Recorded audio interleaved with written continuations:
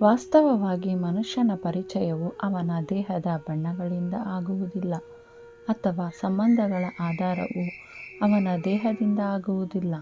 ಮನುಷ್ಯನ ಸ್ವಭಾವ, ಅವನ ವರ್ತನೆ ಮತ್ತು ಅವನು ಮಾಡಿದ ಕಾರ್ಯಗಳಿಂದ ಪರಿಚಯವಾಗುತ್ತದೆ. ಜೀವನದಲ್ಲಿ ಯಾರನ್ನು ಅತಿಯಾಗಿ ಪ್ರೀತಿಸಬೇಡಿ, ನಾಳೆ ಅವರು ನಿಮ್ಮ ಶತ್ರುವಾಗಬಹುದು. ಹಾಗೆಯೇ ಯಾರನ್ನು ಅತಿಯಾಗಿ ದ್ವೇಷಿಸಬೇಡಿ, ನಾಳೆ ಅವರು ನಿಮ್ಮ ಮಿತ್ರರೂ ಆಗಬಹುದು. ಜಗತ್ತಿನಲ್ಲಿ ಕಾಲಕ್ಕಿಂತ ಶಕ್ತಿಯಾದ ವಸ್ತುವು ಇನ್ನೊಂದಿಲ್ಲ.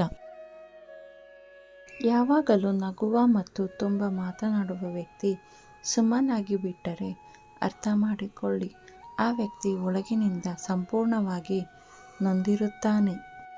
ಗೌರವ ಕೊಟ್ಟು ಮಾತನಾಡುತ್ತಾರೆ, ಅತಿ ಹೆಚ್ಚು ಮಾತನಾಡುವುದಿಲ್ಲ ಎಂಬ ಮಾತ್ರಕ್ಕೆ ಅವರನ್ನು ಹೇಡಿಗಳು ಎಂದು ತಿಳಿದುಕೊಳ್ಳುವುದು ಮೂರ್ಖತನದ ಪರಮಾವಧಿ. ಕೆಟ್ಟವರ ಕೆಟ್ಟತನದ ಮಾತುಗಳಿಂದ ಅಲ್ಪ ಸ್ವಲ್ಪ ನಾಶವಾಗಬಹುದು, ಆದರೆ ಒಳ್ಳೆಯವರ ಮೌನದ ಹಿಂದೆ ಮಹಾ ವಿನಾಶವೇ ಕಾದಿರುತ್ತದೆ. ನೆನಪಿರಲಿ, ಎಷ್ಟೋ ಬಾರಿ ನಾವು ಇನ್ನೊಬ್ಬರ ನೆನಪಿನಲ್ಲಿ ಕ್ಷಣಗಳನ್ನು ಕೂಡ ಯುಗಗಳಂತೆ ಕಳೆಯುತ್ತೇವೆ, ಆದರೆ ಅವರಿಗೆ ನಮ್ಮ ನೆನಪು ಜೀವನದಿಂದ ಮಾಸಿ ಹೋಗಿರುತ್ತದೆ.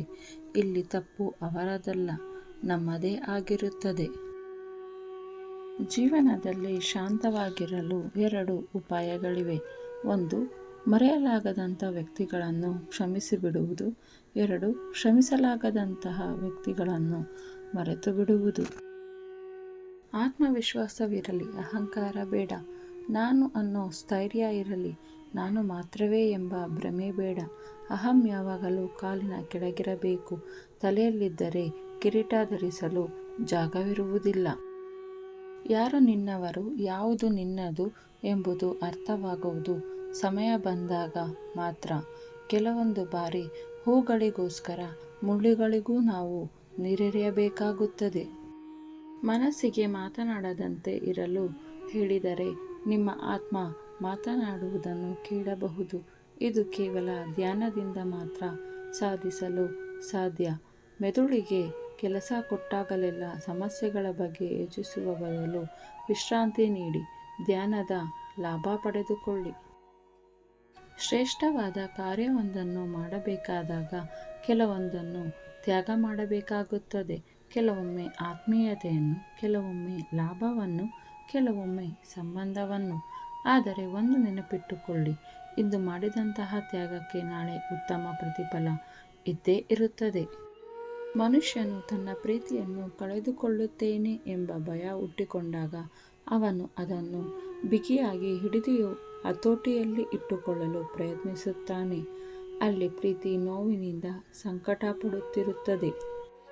ಪ್ರೀತಿಯನ್ನು ಹೇಗೋ ಪಡೆದುಕೊಳ್ಳುತ್ತಾನೆ, ಆದರೆ ಅದನ್ನು ಹೇಗೆ ಪ್ರೀತಿಯಿಂದ ನಿಭಾಯಿಸಬೇಕು ಎಂದು ತಿಳಿಯದೆ ಅಧಿಕಾರ ಚಲಾಯಿಸಲು ಮುಂದಾಗುತ್ತಾನೆ. ಆಗ ಅಸೂಯೆ, ದ್ವೇಷ, ಅನುಮಾನ ಹುಟ್ಟಿಕೊಳ್ಳುತ್ತದೆ. ಪ್ರೀತಿ ಸಾವನ್ನಪ್ಪುತ್ತದೆ. ಜನ ಹೇಳುತ್ತಾರೆ ಕೋಪ ಪಾಪದ ಮೂಲ ಎಂದು, ಆದರೆ ಕೋಪ ಎಂಬುದು ವಾಸ್ತವದಲ್ಲಿ ಒಂದು ಭಾವ. ನಿನ್ನವರಿಗೆ ಆಗುತ್ತಿರುವ ನೋವು, ಅನ್ಯಾಯವನ್ನು ಕಂಡು ಶಾಂತ ರೀತಿಯಿಂದ ಇದ್ದರೆ ಅಲ್ಲಿ ಹೇಡಿತನ ಎದ್ದು ಕಾಣಿಸುತ್ತದೆ. ಕೋಪವು ನಮ್ಮ ಶಕ್ತಿಯ, ಸಂದರ್ಭದ ಉಪಯೋಗದ ಮೇಲೆ ನಿರ್ಧಾರವಾಗಿರುತ್ತದೆ. ಆಗ ಯೋಚಿಸಿ, ಈ ಕೋಪವು ನಿಮ್ಮ ಪಾಪದ ಮೂಲವೋ ಅಥವಾ ಪುಣ್ಯದ ಕೆಲಸವೋ ಎಂಬುದನ್ನು ನಿಮ್ಮ ಆತ್ಮದಲ್ಲಿ ನಿರ್ಧರಿಸಿ.